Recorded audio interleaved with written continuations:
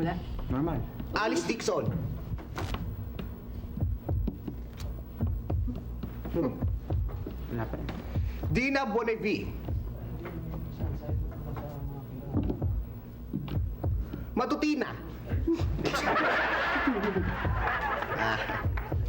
Richard Gomez. Aray ko. Sinasabi ko nga ako, bakla to eh. Aray ko.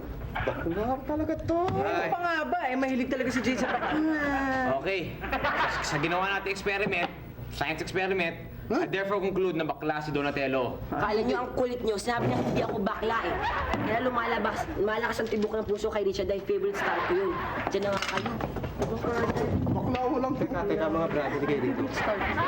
Ibig sabihin niya, kung bakla si Donatello, ang gustong lalaki ni Jane ay bakla. Ano? Bakla?